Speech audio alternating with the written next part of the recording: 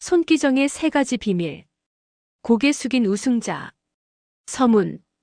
1936년 베를린. 1936년 8월 9일. 독일 베를린. 올림픽 마라톤 결승선. 한 청년이 1등으로 들어왔습니다. 2시간 29분 19초. 세계 신기록. 동양인 최초로 마라톤 정상에 올랐습니다. 그의 이름은 손기정. 24살 청년. 전 세계가 환호했습니다. 카메라가 그를 비췄습니다. 사람들이 축하했습니다. 하지만 이상했습니다.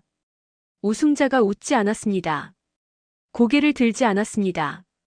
기뻐하지 않았습니다. 시상대 위. 국가가 울려 퍼졌습니다. 하지만 그 청년은 고개를 깊게 숙였습니다. 우승자의 얼굴이 아니었습니다. 왜일까요? 금메달을 땄는데, 세계 신기록을 세웠는데, 동양인 최초인데, 왜 슬펐을까요? 그에게는 비밀이 있었습니다. 세 가지 비밀. 아무도 몰랐던 비밀. 하지만 그의 마음을 짓누르던 비밀. 오늘 밤 그 비밀을 알려드리겠습니다. 그리고 배우겠습니다. 무거운 짐이 어떻게 우리를 달리게 하는지. 잠들기 전 마음에 새기십시오. 내일 아침 당신의 짐을 원동력으로 바꾸십시오. 지금부터 시작합니다. 첫 번째 비밀. 꽃다발로 가린 일장기. 시상대 위. 손기정 선수. 금메달을 목에 걸었습니다. 월계관 묘목을 받았습니다. 그리고 이상한 행동을 했습니다. 월계관 묘목을 가슴에 꼭 껴안았습니다. 마치 무언가를 가리듯이. 사진을 보면 알 수 있습니다. 꽃다발이 가슴을 완전히 가리고 있습니다. 왜일까요? 그곳에 일장기가 있었기 때문입니다. 손기정은 조선 사람이었습니다. 하지만 당시 조선은 일본의 식민지였습니다. 그래서 일본 선수로 뛰어야 했습니다. 일본 국적으로 등록되었습니다. 유니폼에는 일장기가 달려 있었습니다. 치욕이었습니다. 내 나라 이름으로 달리지 못하는 것. 조선이라는 이름을 숨겨야 하는 것. 일본 선수로 불리는 것. 손기정은 견딜 수 없었습니다. 그래서 가렸습니다. 월계관 묘목으로. 필사적으로. 사람들은 우승의 기쁨에 꽃다발을 아는 줄 알았습니다. 하지만 진실은 달랐습니다. 가슴의 일장기를 보고 싶지 않았던 것입니다. 세상에 보여주고 싶지 않았던 것입니다. 이것은 내가 아니다. 나는 일본 사람이 아니다. 나는 조선 사람이다. 말로는 할 수 없었습니다. 감시받고 있었으니까. 하지만 행동으로 보여줬습니다. 꽃다발로 가리는 것으로. 승리의 영광보다 내 나라의 이름으로 달리지 못한 치욕이 더 컸습니다. 금메달을 땄지만, 세계 신기록을 세웠지만, 기쁘지 않았습니다. 왜냐하면 조선의 이름으로 뛰지 못했으니까. 태극기가 올라가지 않았으니까. 애국가가 울려 퍼지지 않았으니까. 이것이 첫 번째 비밀입니다. 두 번째 비밀. KORA 서명. 베를린 올림픽. 손기정은 스타가 되었습니다. 동양인 최초 마라톤 금메달리스트. 세계 신기록 보유자. 사람들이 몰려들었습니다. 사인을 요청했습니다. 외국인들이었습니다. 일본 선수단은 감시했습니다. 손기정은 사인을 했습니다. 하지만 특별하게 이름을 쓰고 그 옆에 코리아를 적었습니다. 그리고 한반도 지도를 그렸습니다. 위험한 행동이었습니다. 일본 선수단이 보고 있었습니다.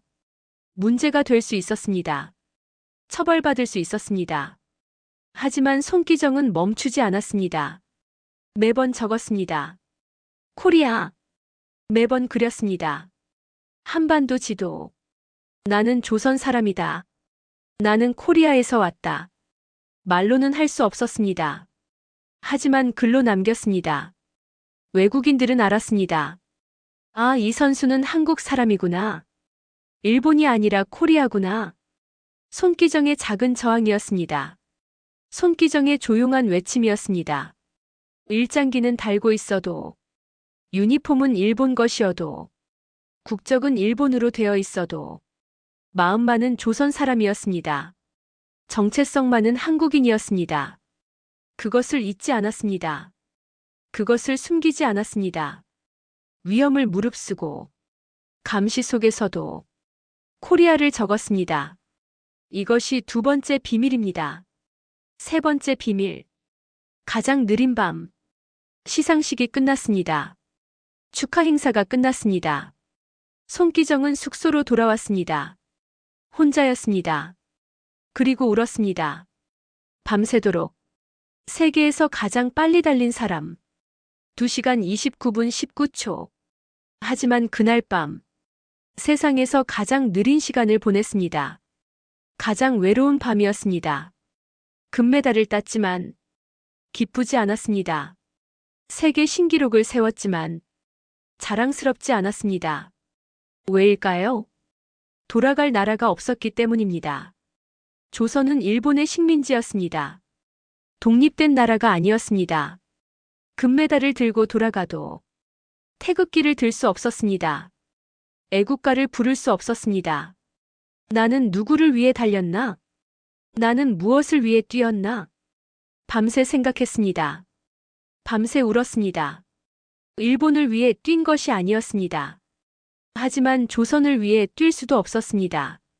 정체성의 혼란, 소속의 부재, 세계에서 가장 빨리 달렸지만 세계에서 가장 외로웠습니다. 아무도 몰랐습니다. 사람들은 그를 우승자로 봤습니다. 영웅으로 봤습니다. 하지만 그는 패배자보다 무거운 마음이었습니다. 우승했지만 패배한 기분, 이겼지만 진 것 같은 느낌. 이것이 세 번째 비밀입니다. 에필로그. 무거운 짐이 나를 달리게 한다. 손기정은 훗날 말했습니다. 내 등에 업힌 민족이라는 짐이 너무 무거워서 차라리 빨리 달려버리고 싶었다. 짐이 그를 달리게 했습니다. 나라 없는 서러움. 식민지 청년의 치욕. 조선 사람이라는 무게. 이 짐이 너무 무거웠습니다. 견딜 수 없을 정도로. 그래서 달렸습니다. 빨리. 짐을 내려놓고 싶어서. 고통에서 벗어나고 싶어서. 달리는 동안만은 잊을 수 있었으니까. 달리는 동안만은 자유로웠으니까. 그래서 세계에서 가장 빨리 달렸습니다. 무거운 짐이 원동력이 되었습니다. 고통이 연료가 되었습니다. 당신은 어떻습니까? 지금 삶이 무겁습니까? 짐이 있습니까? 그 짐이 당신을 누르고 있습니까? 손기정에게 배우십시오. 짐을 원동력으로 바꾸십시오. 무게를 연료로 바꾸십시오. 지금 당신을 누르는 그 고민, 지금 당신을 힘들게 하는 그 문제, 그것이 당신을 더 빨리 성장하게 만들 수 있습니다. 그것이 당신을 더 높이 올라가게 만들 수 있습니다. 고개를 숙여도 좋습니다. 손기정처럼 시상대 위에서도 고개를 숙였습니다. 슬프고 힘들 때는 억지로 웃지 마십시오. 억지로 기쁜 척하지 마십시오. 고개를 숙여도 괜찮습니다. 다만 가슴속에 진짜 나를 잊지 마십시오. 손기정은 일장기를 달았어도 마음속 코리아를 잊지 않았습니다. 당신도 그러십시오. 겉으로는 힘들어 보여도 고개를 숙이고 있어도 가슴속 진짜 나만 잊지 않으면 됩니다. 그리고 묵묵히 버티십시오. 끝까지 완주하십시오. 손기정은 42.195km를 완주했습니다. 중간에 포기하지 않았습니다. 당신도 완주하십시오. 당신의 마라톤을. 빠르지 않아도 됩니다. 1등이 아니어도 됩니다. 완주하는 것 자체가 이미 승리입니다. 마무리. 완주하며 잠들기. 오늘 밤 손기정을 만났습니다. 고개 숙인 우승자. 그에게는 세 가지 비밀이 있었습니다. 꽃다발로 가린 일장기. 코리아 서명. 가장 느린 밤. 금메달을 땄지만 기쁘지 않았습니다. 우승했지만 고개를 숙였습니다. 왜냐하면 무거운 짐이 있었으니까. 나라 없는 서러움이 있었으니까. 하지만 그 짐이 그를 달리게 했습니다. 그 무게가 그를 세계 최고로 만들었습니다. 이제 잠들 시간입니다. 눈을 감으십시오. 천천히 숨을 쉬십시오. 당신의 짐을 생각해 보십시오. 무겁습니까? 힘듭니까? 그것이 당신의 원동력입니다. 그것이 당신을 달리게 합니다. 손기정처럼 고개를 숙여도 괜찮습니다. 억지로 웃지 않아도 됩니다. 다만 가슴속 진짜 나를 잊지 마십시오. 그리고 완주하십시오. 끝까지. 빠르지 않아도 됩니다. 1등이 아니어도 됩니다. 멈추지만 않으면 됩니다. 포기하지만 않으면 됩니다. 내일 아침, 당신은 다시 달립니다. 무거운 짐을 지고. 하지만 그 짐이 당신을 달리게 합니다. 손기정처럼. 지금은 쉬십시오. 깊이 잠드십시오. 꿈속에서 손기정을 만나십시오. 그가 미소 지으며 말합니다. 고개를 숙여도 괜찮습니다. 짐이 무거워도 괜찮습니다. 완주하십시오. 고개를 끄덕이십시오. 네, 끝까지 완주하겠습니다. 자는 동안 더 나아지는 나. 내일 아침 당신은 완주하는 사람입니다. 무거운 짐을 원동력으로 바꾸는 사람입니다. 고개 숙여도 포기하지 않는 사람입니다. 손기정처럼 42.195km를 완주한 것처럼 당신도 당신의 마라톤을 완주합니다. 굿나잇.